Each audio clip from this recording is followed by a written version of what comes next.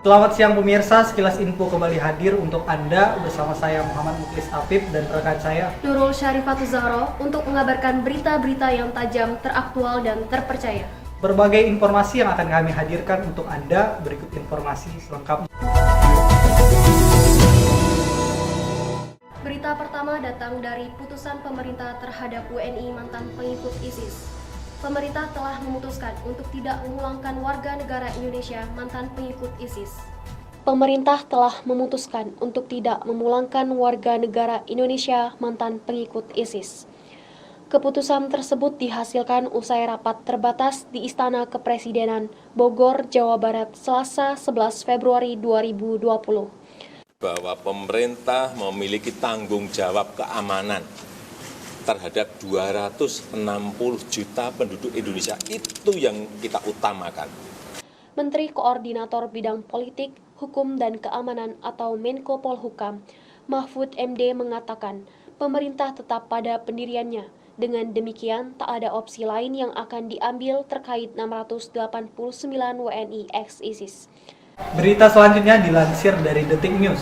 Seorang suami di Kecamatan Rejoso, Kabupaten Pasuruan dengan inisial MS berumur 28 tahun rela menjual istrinya kepada 4 orang temannya. Kasus ini terbongkar setelah keluarga korban melaporkan MS ke Polsek Rejoso, sehingga tim Resmob Suropati Satreskrim Polres Pasuruan Kota langsung bergerak dan mengamankan MS di rumahnya. Polisi juga mengamankan 4 temannya yang menikmati layanan seksual dari istri MS yang merupakan warga Kecamatan Rejoso dan Kecamatan Nguling. Diduga MS menjual istrinya secara paksa dengan layanan seks Rp50.000.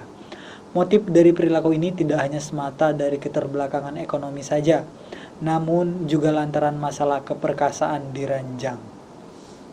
Motif dari tersangka ataupun pelaku yaitu pertama terkait dengan ekonomi, dan yang kedua terkait dengan ingin merasa puas ataupun ingin merasa memberikan kepuasan terhadap istri, yang mana si istri beralasan dari keterangan tersangka selalu tidak puas kepada si pelaku.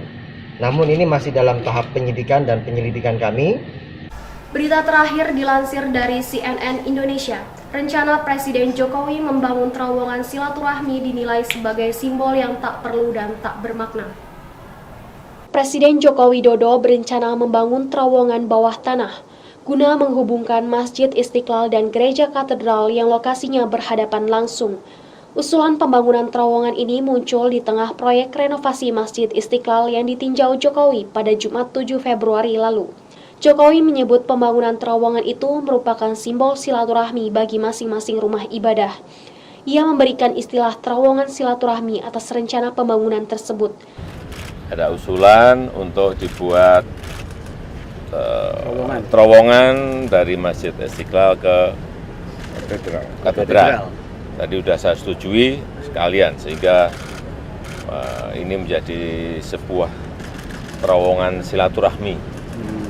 Tidak kelihatan berseberangan tapi silaturahmi terowongannya. Bawah tanah gitu? Bawah tanah, sehingga tidak nyebrang. Kalau nyebrang itu kayak berseberangan. Nah, sekarang pakai terowongan bawah menjadi terowongan silaturahmi. Rencana pembangunan terowongan lantas menuai kritikan berbagai pihak. Muhammadiyah bahkan menyebut terowongan itu sekedar simbol toleransi basa-basi yang ingin ditunjukkan Jokowi. Sementara itu, pengamat politik LIPI Wasisto Raharjo Jati tak menampik pembangunan terowongan silaturahmi itu tak lebih dari simbol yang nirsubstansi. Rencana pembangunan itu menurutnya sebatas mempermudah akses bagi warga yang dari maupun akan ke Istiqlal atau Katedral.